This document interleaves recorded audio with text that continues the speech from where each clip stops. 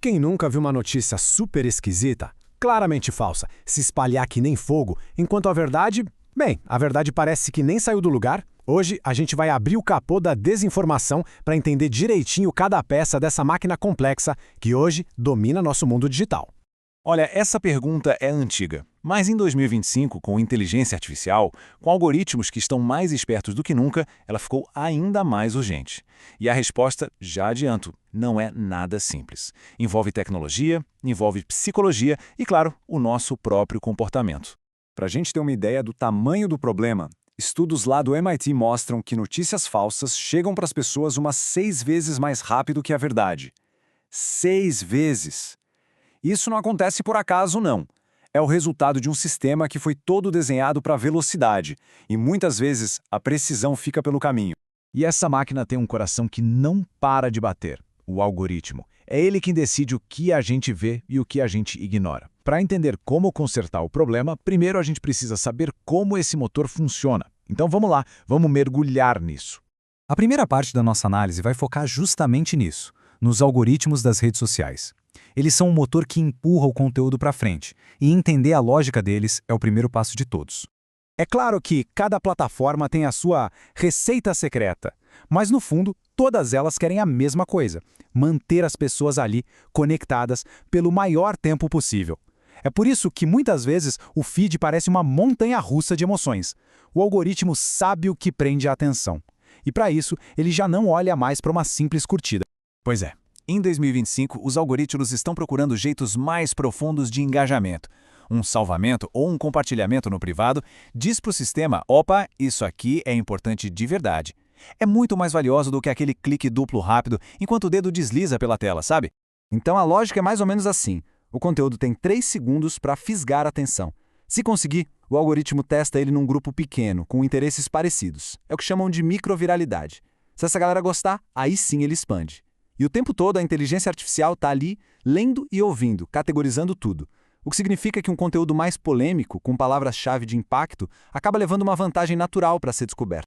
Ok, agora que a gente já entendeu como o motor funciona, vamos ver como essa lógica do algoritmo acaba criando um ambiente perfeito para as mentiras levarem vantagem. É aqui que a infecção começa para valer.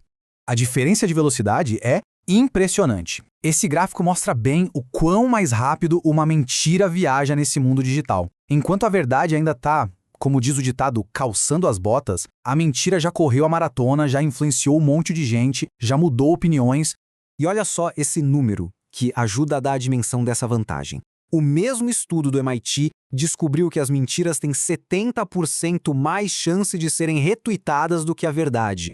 É uma vantagem competitiva gigantesca nesse mercado maluco pela nossa atenção. E aqui vem a parte mais crucial da pesquisa.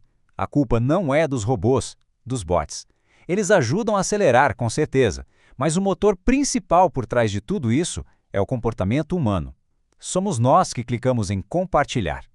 E essa imagem explica perfeitamente qual é o combustível emocional por trás disso. A desinformação adora emoções fortes, de alta intensidade, como surpresa, indignação, repulsa. São emoções que fazem a gente reagir na hora, compartilhar sem nem pensar direito. Já a verdade? Bom, a verdade costuma ser mais complexa, mais sóbria. Certo. Se somos nós que espalhamos, a pergunta seguinte é mais psicológica. Por que o nosso cérebro é tão receptivo a esse tipo de desinformação?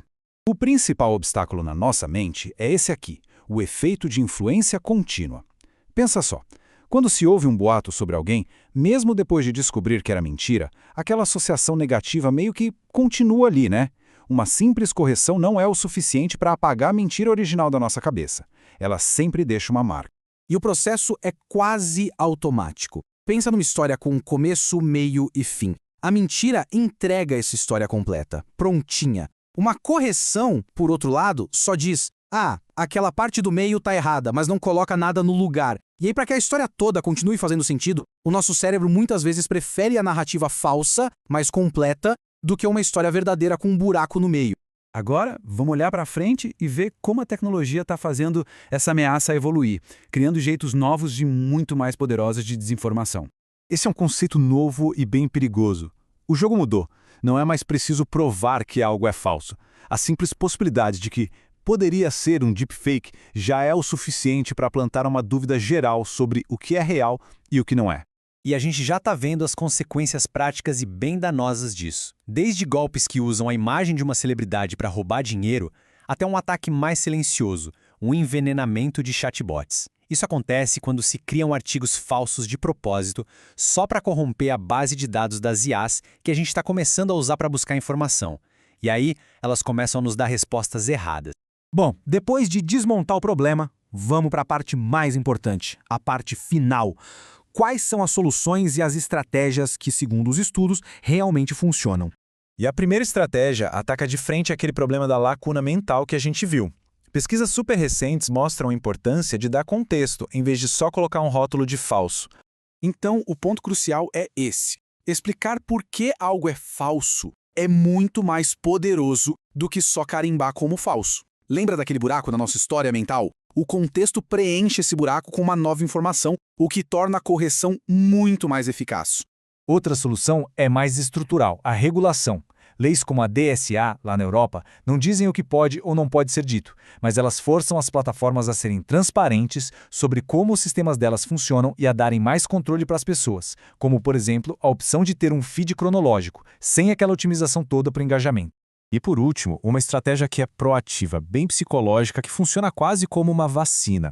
Ao ensinar as pessoas a reconhecer as técnicas de manipulação antes mesmo delas se depararem com a desinformação, o pré-banking as prepara, as torna mais resilientes. E a gente termina com essa reflexão. A mesma tecnologia que amplificou o problema também nos dá as ferramentas para lutar contra ele. A grande questão é como a gente escolhe usar essas ferramentas e, claro, qual é o nosso papel individual nesse ecossistema de informação.